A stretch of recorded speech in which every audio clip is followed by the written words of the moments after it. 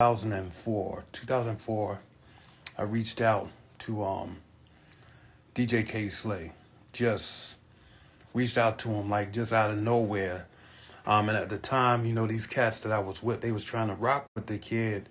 And I reached out to him and I hit him up and we had some dialogue and I was like, yo, can you do, can I get you on one of our CDs to host the joint? And it was like instantly, yeah, I'll do it. Ain't no problem, you know what I'm saying? I got you, you know what I mean? Um, and he did it, you know what I mean? And, you know, it's a lot. There's a lot going on with that. But he did it and then we came back to it, you know what I'm saying? And we just vibed out. We you know what I mean? We just kind of like kept the conversation rolling back and forth, back and forth, back and forth. And, we developed a friendship. You know what I'm saying? And like, I'll tell you, like the guy just did whatever. Like he did the most. I can't even tell you, like, I can't even put into words like how much this dude really, really, really helped me go up. Because when I came in to the music biz, like, he's the guy that actually got me on, right? Um, let me just go back. Okay, let me go back. So initially, like I started with Slay, and we were just doing small things. You know what I mean? I had him host a couple mixtapes, things of that nature. And then, like, as our relationship grew, you know, like I was like, yo, man, what's good with like Hot 97? Can I get my crew, my group, these guys? Can I get them on the radio station? And he was like, yeah, you know what? Ain't no problem, man. Just come through. Just come through, man. I got you. And I'm like, wow, okay, it's just like that. It's just love like that. He's like, yo, just come, come through. And I sent the guys up there. And at the time, I didn't get a chance to make it. I actually came the next day. So Drama Hour was on a Thursday, and I came up there that Friday. I couldn't make it. I had business to take care of. And so I got up there on Friday, and at the time we was doing a listening party, and Slay had put together, like, he gave me the spots to go to, which was at the time Sony Studios in Manhattan. And I had booked the room, the listening party over at Sony Studios. So he put me in touch with the folks that I really needed to talk to.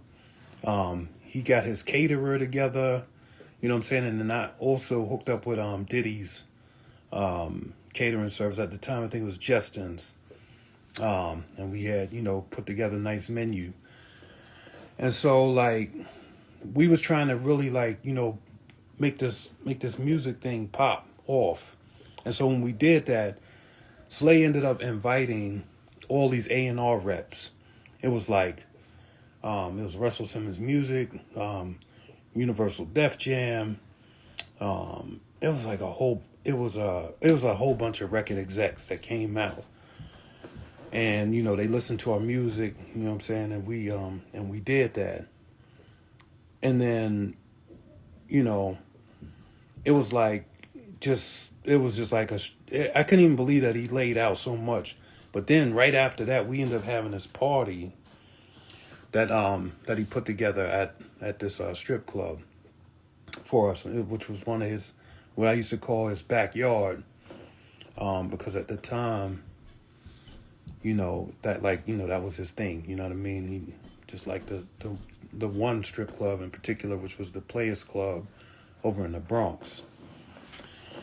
And so from there, we ended up getting getting some record conversations started, got the record deal together. And then, at the time there was Busta Rhymes and Pap. And I think the first time I met Papoose, I think that night. And then like later on, I actually think I met Papoose the same time that he got together with Remy, and we was over at the strip club. We was at the Players Club again, and I met Pap, I met Remy, Buster was there. I brought this kid up there to kind of just do some collaborations and stuff like that.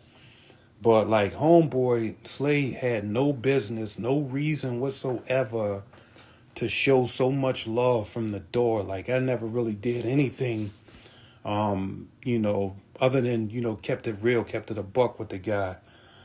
And you know how that shit go. Real recognize real. You know what I'm saying? And it was just like it was all like love. And like so from then, man, I could call this dude at any time and be like, yo, can you put me in touch with these people? Or yo, can you show up for this event? And like, it was just all love. Matter of fact, like I hit him and it's very, very ironic because the day that he had went into the hospital, I had like a few days before that actually texted him, and it was damn near like 1 year from the date. And I'm like, yo, what's good? Like, you up top, you in New York or what? And he told me that I think he was in Miami or somewhere. He said he was somewhere. And and I didn't think nothing of it, and I normally didn't call him like all the time. Never called the dude like every day or, even every week. But I would reach out to him and just, have some candid, conversation here or there. If I just ever needed anything like in terms of the music biz, any advice, any guidance, I could call a guy. And like, I've never met anybody else in the industry that poured out love like just like that. It was all love. Like I said, the guy did like so much. And right now, like I'm in my shit a little bit, so I can't even really articulate the way that the impression that he left on me and all of that. I am going to get in a good mind state, and I'm just going to do like a pre-recorded video, and I'm going to upload it and kind of talk through and just let folks know kind of that relationship, how that spawned it, and like the depth of homeboy, because like I said, I never like it's the craziest thing is if you meet somebody, you can meet somebody and like not really have any type of other interaction with them, and you could see the good in people based off of how they treat you. You know what I'm saying? And how they respond to you, and just the small things that they do. Yeah, it's just like, it's like kind of like mind blowing when you run into folks like that. And I've been knowing him since 2004. Since 2004. And, I got like joints in my studio with him on it right now. But yeah, yeah, we lost a good one. We lost a legend, man. Like, I feel sorry for anybody that didn't get a chance to work with the guy, because like he was so, it's just crazy because he was so busy, like all the time busy on everything. And he would take the call. He still would just take my call. He would take it and probably be doing like 50 other things, but be chiming in, talking, giving me the info or giving me the game or put me up on what I need to get up on, and still doing his thing at the same time. So, when somebody goes out of their way to make time for you, and with the busyness that this dude had going on, record labels and